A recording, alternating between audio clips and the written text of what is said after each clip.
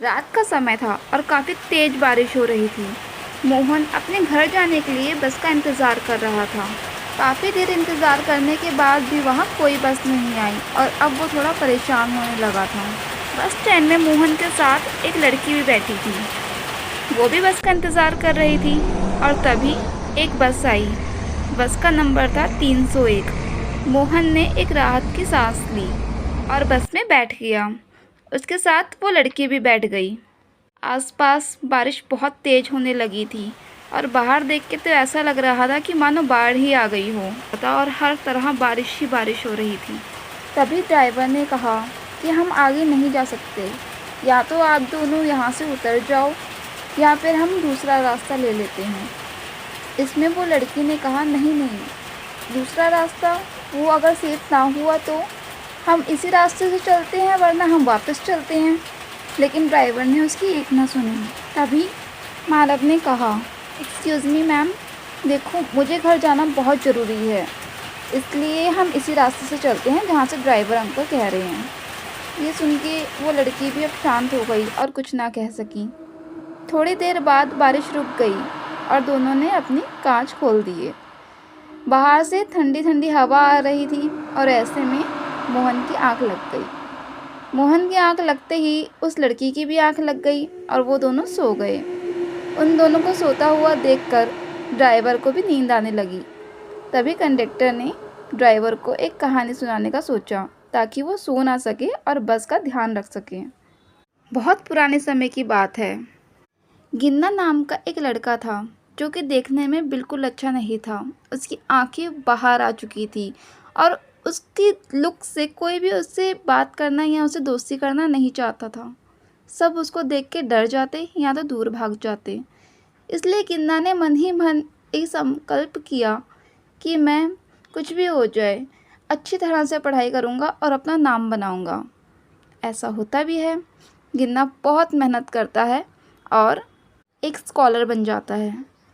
जब ये बात राजा को पता चलती है तो राजा भी बहुत खुश होते हैं और उसे अपने महल में बुलाते हैं। जब गिन्ना राजा के महल जाता है तो गिन्ना को देख के सब डर जाते हैं क्योंकि वो बहुत भयानक दिखता था।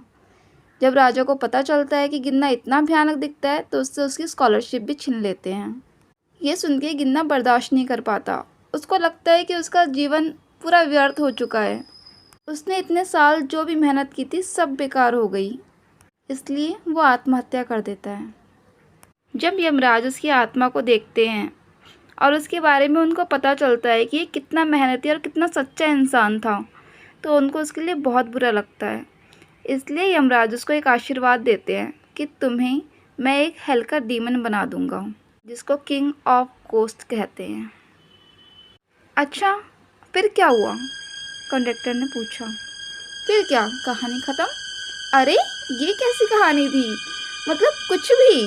बाकी आगे क्या हुआ, उस राजा के साथ क्या हुआ, क्या गिन्ना ने अपना बदला लिया? कुछ भी नहीं। हाँ, कुछ नहीं, अब तुम अपना गाड़ी चलाओ। फिर उन्होंने देखा कि रास्ते में उन्हें 3 और पैसेंजर दिखे। ड्राइवर का तो बिल्कुल भी मन नहीं था उन्हें लेने का, लेकिन कंडक्टर ने कहा इतनी रात हो चुकी है, उन्हें दोबारा कोई गाड़ी मिले या ना मिले, इसलिए हमें सवारी ले लेनी चाहिए क्योंकि वैसे भी बस पूरी खाली ही है। अब ड्राइवर को ना चाहते हुए भी गाड़ी रोकनी पड़ी। जब कंडक्टर ने गेट खोला और वो तीनों अंदर आए तब उन्होंने देखा कि उनकी वेशभूषा बहुत अलग है, जैसे कि कोई ड्रामा कंपनी में काम कर रहे हो। ये देख के उस लड़की ने कहा, अरे तुमने ऐसे कैसे कपड़े पहन रखे हैं? लेकिन उन्होंने कोई जवाब नहीं दिया और पीछे जाके बैठ गए मानो कोई जिंदा लाश हो। ये देखकर लड़की को बहुत अजीब लगा, लेकिन उसने कुछ नहीं कहा।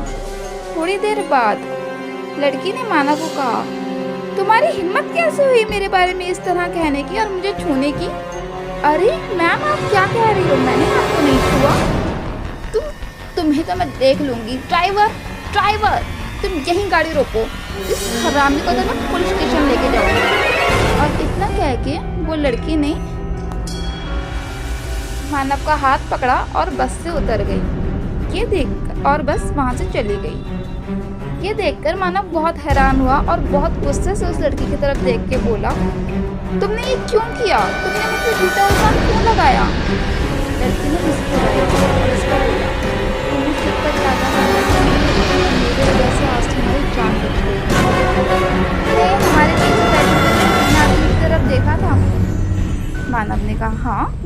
मैंने उनकी तरफ देखा था। क्यों, क्या हुआ? वो तो कोई ड्रामा कंपनी से थे ना?